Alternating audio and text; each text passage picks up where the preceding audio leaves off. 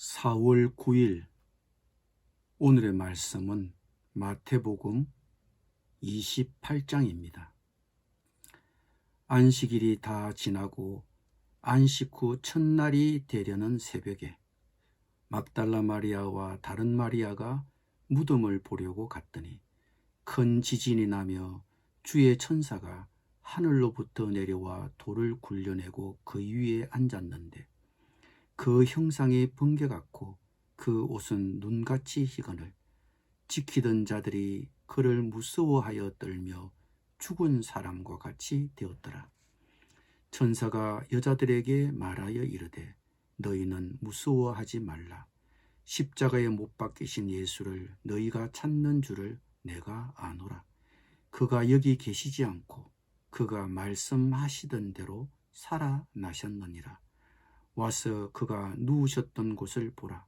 또 빨리 가서 그의 제자들에게 이르되 그가 죽은 자 가운데서 살아나셨고 너희보다 먼저 갈릴리로 가시나니 거기서 너희가 배우리라 하라. 보라, 내가 너희에게 일렀느니라 하거늘. 그 여자들이 무서움과 큰 기쁨으로 빨리 무덤을 떠나 제자들에게 알리려고 다름질할세 예수께서 그들을 만나 이르시되 평안하냐 하시거늘 여자들이 나아가 그 발을 붙잡고 경배하니 이에 예수께서 이르시되 무서워하지 말라. 가서 내 형제들에게 갈릴리로 가라 하라. 거기서 나를 보리라 하시니라. 여자들이 갈 때 경비병 중 몇이 성에 들어가 모든 된 일을 대제사장들에게 알리니 그들이 장로들과 함께 모여 의논하고 군인들에게 돈을 많이 주며 이르되 너희는 말하기를 그의 제자들이 밤에 와서 우리가 잘 때에 그를 도둑질하여 갔다 하라. 만일 이 말이 총독에게 들리면 우리가 권하여 너희로 근심하지 않게 하리라 하니 군인들이 돈을 받고 가르친 대로 하였으니 이 말이 오늘날까지 유대인 가운데 두루 퍼지니라.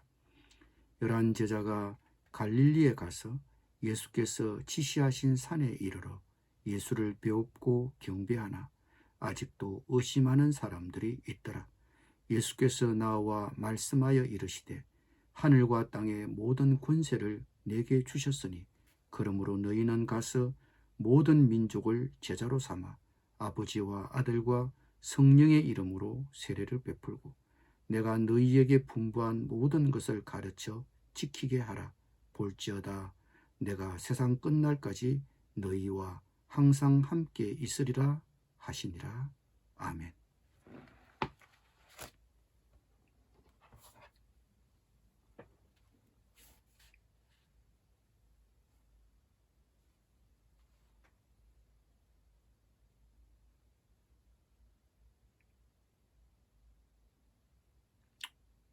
예수님이 체포되어 십자가에서 죽으실 때 제자들은 하나같이 예수님을 버리고 도망쳤습니다.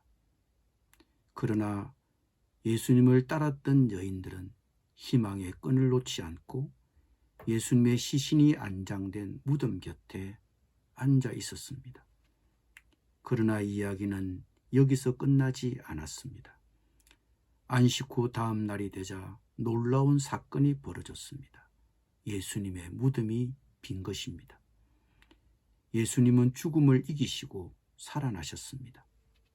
혹자들은 빈 무덤을 두고 예수님이 다시 살아나셔서 무덤이 빈 것이 아니라 예수님의 시신이 도난을 당했기 때문이라고 말합니다. 무덤을 지키는 경비병들이 잠든 사이에 예수님의 제자들이 와서 예수님의 시신을 훔쳐갔다는 것입니다. 그러나 이것은 실제라기보다 당시 종교 지도자들의 제안에 따라 경비병들이 퍼뜨린 얘기라는 것을 오늘 본문을 통해 알 수 있습니다.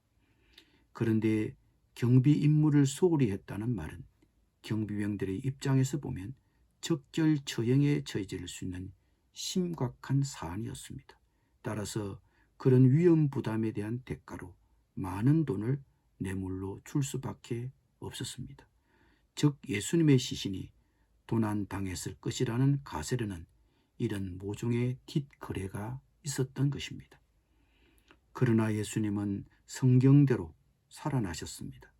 그분이 다시 사시지 못하셨다면 그분 또한 죄 가운데 죽으신 것이 되겠으나 다시 살아나심으로써 죄 없으신 하나님의 아들로 선포되셨습니다. 그리고 예수님께서 다시 사시지 않으셨다면 그분의 죽음도 헛되고 우리의 신앙도 헛되고 여전히 우리도 죄 가운데 있었을 것입니다. 그러나 그분이 다시 사심으로 믿는 자들 또한 우리의 죽을 몸에 대한 부활도 소망할 수 있게 되었습니다. 그리고 다시 사신 예수님은 자신을 따르는 제자들에게 사명을 주셨습니다. 너희는 가서 모든 민족을 제자로 삼아 아버지와 아들과 성령의 이름으로 세례를 베풀고 내가 너희에게 분부한 모든 것을 가르쳐 지키게 하라. 이것은 예수님의 마지막 명령이었습니다. 예수님의 제자를 만들기 위해서는 구체적으로 무엇을 해야 합니까? 첫째, 세례를 주어야 합니다. 제자들의 사명은 우선 모든 민족에게 예수님을 알게 하고 믿게 하는 일입니다. 그것은 타락한 세상의 모든 인류가 하나님의 자녀로 다시 태어나는 일이고 그것은 바로 거듭남입니다. 그것은 예수님을 믿음으로 이루어진 새로운 가족입니다. 둘째, 예수님의 제자로 만든다는 것은 세상 사람들에게 예수님처럼 살도록 가르치는 일입니다. 이 가르침은 단순히 지식 전달을 위한 가르침이 아닙니다. 예수께서 명령하신 모든 것을 지키도록 가르쳐야 합니다. 예수님처럼 서로의 발을 씻기고 원수를 사랑하고 나그네를 환영하고 세상의 소금과 빛으로 살도록 가르치는 것입니다.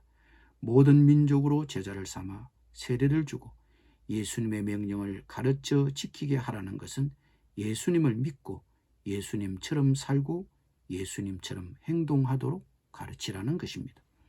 제자는 예수님이 사신 대로 사는 사람들입니다. 우리가 예수님의 가르침대로 행할 때 다른 사람들은 거기서 배우는 것입니다. 제자는 예수님을 쏙 빼닮은 사람입니다. 누군가를 쏙 빼닮았다는 것은 단순히 외양만 닮았다는 말은 아닙니다. 외모뿐만 아니라 인격과 기질, 행동까지 똑같을 때 쏙 빼닮았다고 말하는 것입니다. 그런 의미에서 그리스도인들은 예수님을 쏙 빼닮아야 합니다. 그분의 인품을 품어야 합니다. 그분이 말씀하신 대로 전하고 그분이 사신 대로 살아야 합니다. 그분의 발자취를 그대로 따라야 합니다. 세상이 우리를 보며 예수님을 떠올리도록 만들어야 합니다. 기독교의 본질은 말에 있는 것이 아니라 행동에 있습니다. 말은 행동보다 더 힘이 있습니다. 세상이 우리를 보며 예수님을 떠올리도록 만들어야 합니다. 세상이 우리를 보며 예수님을 떠올리도록 만들어야 합니다. 우리는 그렇게 세상 사람들에게 예수님을 증거합니다. 그런 사람이 제자입니다. 그리고 제자가 제자를 만듭니다. 세상 사람들을 예수님의 제자로 삼는 일은 예수님의 지상 명령입니다. 우리 시대의 예수님의 제자가 누구입니까? 그분의 말씀대로 실천하고자 하는 사람들입니다. 그 행동으로 우리 예수님을 증거하는 사람들입니다. 그분들이 예수님의 지상 명령을 실천하는 사람들입니다. 이 땅에서 예수님이 제자들에게 주신 마지막 명령은 이 세상 모든 사람으로 제자를 만들라는 것이었습니다. 제자를 만들려면 복음을 알게 하고 복음으로 다시 태어나도록 도와주어야 합니다. 그리고 예수님의 말씀대로 살도록 가르쳐야 합니다. 이 예수님의 지상 명령에 순종하는 우리 그리스도인이 되기를 바랍니다. 기도드립니다. 주님, 모든 민족으로 제자 삼으라는 주께서 분부하신 명령을 잘 감당하게 하여 주옵소서. 예수님의 이름으로 기도드립니다. 아멘.